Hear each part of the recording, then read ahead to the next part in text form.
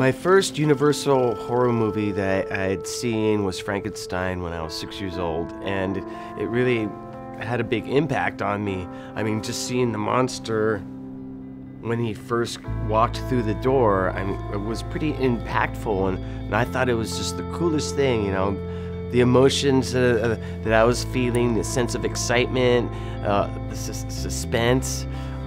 It was really, really different from a lot of the other types of movies I had been exposed to at that point. I eventually got to all the other classic Universal horror movies, and the obsession started.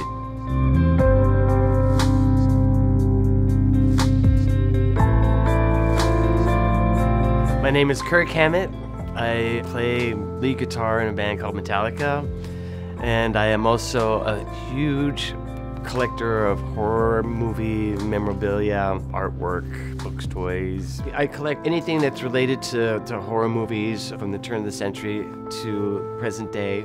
My favorite genre to collect is the movie posters, and they're super, super rare, really, really hard to find, and beautiful, and just a marvel to look at. I'm basically a dreamer, daydreamer. I always have been, and when I pick up my guitar, which is, you know, the most ready way for me to express myself and my feelings, I have a tendency to play stuff that's dark and just haunting and in a minor key. I definitely attribute that to my earlier influence of the horror genre. It was not just the movies, but it was also books. I was way into Edgar Allan Poe when I was a child. I also read a lot of monster magazines and a lot of horror comic books too.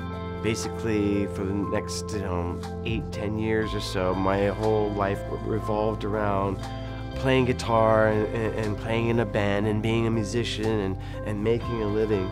But the second I got some disposable income, I went straight back to that comic shop and started buying a lot of old vintage comics that I'd wanted for a long time. I was finally able to buy. And then all of a sudden, I had a collection, and I put it up on the shelf, and it looked great. And it just kind of snowballed. But the second I put up that one movie poster, it really just kind of dominated the entire room. I saw the film, I think I was maybe 6 or 7, and Boris Karloff's portrayal as the mummy Imhotep was mesmerizing to me.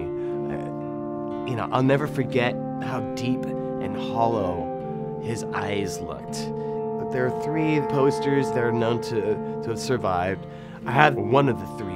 I bought it, I would say, about almost 20 years ago. The thing with movie posters is you just can't walk into a store and say, you know, I want a mummy poster. They're discovered, they're found, and the reason why they're so rare is the classic line, no one thought they'd be of any value as time went on. They're just considered pieces of paper to advertise a movie, and so people didn't really even think about keeping them. The posters from the 20s up to about 1935, they're brilliant looking. They have a romantic quality to them. Romance movies were the biggest genre at that time. Basically, The Mummy is a love story wrapped up in a kind of horror theme, and so even the posters were designed around, you know, some sort of like a romantic sort of interlude or exchange. It's very interesting because Zita Johann, she looks like she's actually offering herself up to the mummy, but when you watch the movie, it's anything but that. Also, this style of poster, the way it's printed, it's called a stone lithography, which is a lost art. And what it is it's actual paint applied to pieces of stone and using it to print. And so that's why, if you look closely at that poster, it has texture. You know, it has a stipulation. And, you know, the layering of the color, too, gives it just a real kind of, like, surrealistic quality that I really, really just love. This poster's been very well kept, very well preserved, and the color on it is pretty amazing, I have to say. This is probably the best example in terms of true representation of color.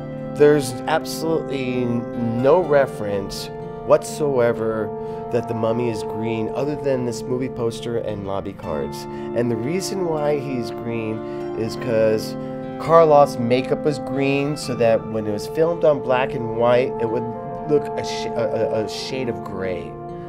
And so this artist was on the set and was able to see that Karloff was green, and then they would go sketch out the illustration and paint it out in whatever appropriate colors that were in their notes.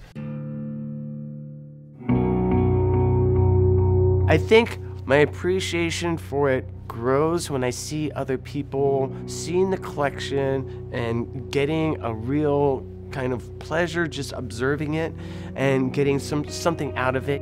I put out a book called Too Much Horror Business. It's about my collection, and a copy of the book ended up at the Peabody Essex Museum, and they liked what they saw, and so they invited the collection over to become an exhibition, which was really fantastic for me because it's something that I've wanted to do for a long time. And also, it was the first major museum exhibition of movie posters. And so now it's moved to the Royal Ontario Museum in Toronto. It's going to be great because the museum looks like a huge haunted house. And I can't wait for it to be in there. To see these posters together, I mean, the synergy that they have when you see a whole wall of them is amazing. It's spectacular. It's like a flood of just art and sensation and just color, and it's amazing. For me, I get blown away.